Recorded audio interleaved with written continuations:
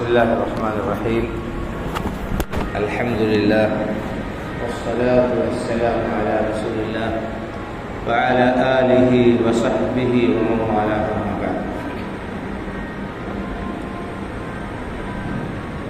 جامعہ میں انشاءاللہ پرسوں سے ششواہی امتحان شروع ہونے والا ہے. امتحان کے تناظر میں کل کچھ باتیں کہی گئی تھی کہ یہ دنیا کا امتحان، اس امتحان میں انسان کامیاب بھی ہوتا ہے، ناکام بھی ہوتا ہے. اگر کوئی شخص ناکام ہو جائے تو اس کے لیے موقع ہے، گنجائش ہے کہ وہ دوبارہ محنت کر کے کامیابی حاصل کر لے.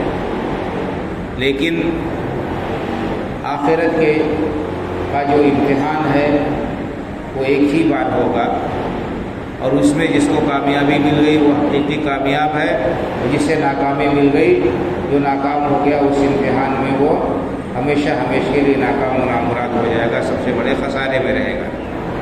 یہ بتایا گیا تھا کہ اللہ تعالیٰ نے ہمیں اس دنیا میں بھیجا ہے امتحان کے طور پر، اور یہ امتحان اللہ رب العالمین نے جو ہمارا لیا ہے، کیسے ہم کامیاب ہو سکتے ہیں؟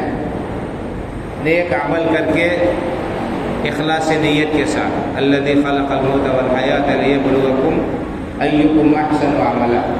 اللہ وہ ہے جس نے زندگی اور موت کا یہ سلسلہ جاری کیا ہے اور اس دنیا میں بھیجا ہے. اس نے پیدا کیا ہے آزمانے کے لیے کہ دیکھیں اس کا عمل بہترین عمل کی شرح مفسرین رحمہ اللہ نے کی ہے، جس کے اندر دو شرطیں ہیں جن کی وجہ سے عمل مقبول ہوگا. ایک یہ کہ وہ عمل قرآن و حدیث سے ثابت ہو، اور دوسرے یہ کہ اس کے اندر اخلاص پایا جائے، ریاکاری اور دکھاوا نہ. ان دونوں شرطوں میں سے کوئی شرط نہیں پائی گئی تو وہ عمل اللہ کی بارگاہ میں مقبول نہیں. چاہے جتنے اخلاص کے ساتھ عمل کیا جائے، لیکن اگر وہ قرآن و حدیث سے ثابت نہیں ہے تو منہ پر مار دیا جائے گا. اور اگر عمل قرآن و حدیث سے ثابت ہے، اللہ نے حکم دیا ہے، اللہ کے رسول صلی اللہ علیہ وسلم نے حکم دیا ہے، لیکن اس طریقے پر اس کے اندر اخلاص نہیں پایا گیا، تو بھی یہ عمل مردود ہو جائے گا اور انسان کا یہ عمل مقبول نہیں ہوگا. تو مختلف مراحل میں انسان کو امتحان سے اور آزمائش سے گزرنا پڑتا ہے. بہت ہی سخت آزمائش ایک ہوگی، قبر میں ہوگی. قبر کے اندر 3 سوال بندے سے کیے جائیں گے.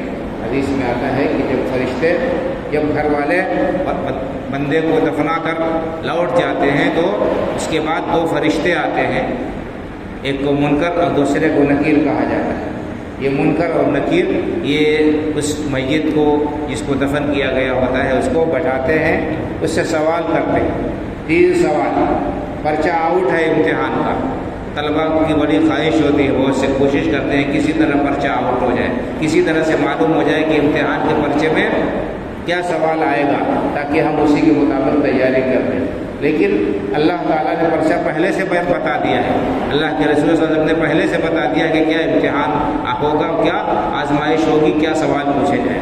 3 سوال پوچھتے ہیں منکر و نکیر بندے سے. من ربک وما دینک ومن نبیک.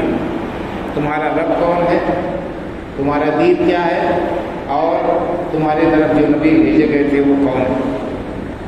تو جو مومن ہوتا ہے وہ صحیح جواب دے جاتا ہے. وہ صحیح جواب دے جاتا ہے کہ میرا رب اللہ ہے، میرا دین اسلام ہے، اور میرے نبی محمد صلی اللہ علیہ وسلم. اور جو منافق یا کافر ہوتا ہے وہ جواب نہیں دے پاتا.